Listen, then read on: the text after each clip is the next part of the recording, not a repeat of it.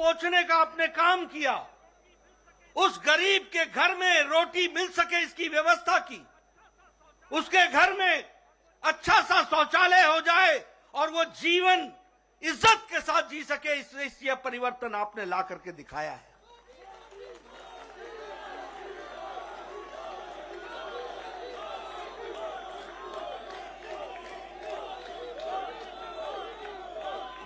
गरीब के घर में बिजली मिले 24 घंटे, उसको 2 वक्त की रोटी मिले, वह विकास करने के लिए उसकी शिक्षा की व्यवस्था हो, स्वास्थ्य की व्यवस्था हो, महिलाओं की चिंता हो, युवाओं की चिंता हो, किसानों को इज्जत से आगे बढ़ने का मौका मिले।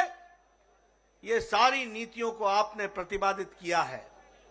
और जिस तरीके से आपने गुजरात में विकास में सारे रिकॉर्ड तोड़े हैं, गुजरात की जनता ने भी नतीजों में सारे रिकॉर्ड तोड़ दिए, यह भी आपको देखने को मिला।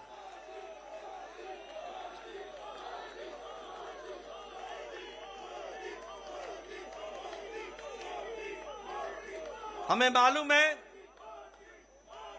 52.5% वोट हमारे को मिला गुजरात में, और उसके साथ साथ 156 सीटों पर हम विजय हासिल कर पाए हैं। जहां तक कांग्रेस का सवाल है, पिछले चुनाव में 41.4 से घट करके 27.3% पर कांग्रेस आकर के खड़ी हो गई। एक तरीके से उनका वंशवाद, परिवारवाद, अकर्मण्यता और गैर जिम्मेदाराना विपक्ष, यह सब मिलाकर के उनकी स्थिति इस तरीके की बनाता है। मैं यह भी कहना चाहता हूं, एक नई पार्टी आई गुजरात का अपमान करने के लिए।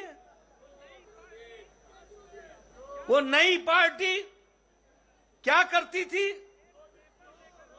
एक पेपर लेकर के आए उनके नेता और कहने लगे, ये देखो, इसको नोट कर लो, और मैं यहां भविष्यवाणी करता हूं कि गुजरात में सरकार उनकी पार्टी की आ रही है। ऐसा गैर जिम्मेदाराना पार्टी का नेता जो इस तरीके से जनता के आंखों में धूल झोंकता हो, जनता को गुमराह करता हो, ऐसे नेता को आज नतीजों के बाद सार्वजनिक रूप से माफी मांगनी चाहिए गुजरात की जनता के साथ और भारत की जनता के साथ। यह कैसी राजनीति है? देखो, मैं लिख के दे रहा हूं, भविष्यवाणी कर रहा हूं। और दूसरा रिकॉर्ड उसने क्या तोड़ा? और दूसरा रिकॉर्ड क्या तोड़ा कि आजाद भारत में आज दिन तक ऐसा कोई नेता नहीं हुआ जो बोर्ड लेकर के चलता हो कि मैं कट्टर ईमानदार हूं। बोर्ड लेकर के ऐसे अपने बारे में बताने की आवश्यकता पड़ जाए, आप समझ सकते होंगे कि ये कितने कट्टर बेईमान हैं। मैं आदरणीय प्रधानमंत्री जी ने हम सबका मार्गदर्शन करना है, मैं अधिक समय नहीं लूंगा, लेकिन मैं फिर से गुजरात में जो हमें सफलता आपने दिलाई और आपके नेतृत्व में हमें मिला है, और जिस हर्षोल्लास के साथ सारा देश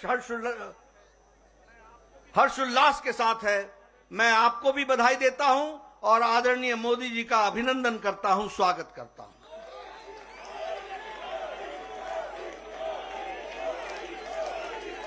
मित्रों,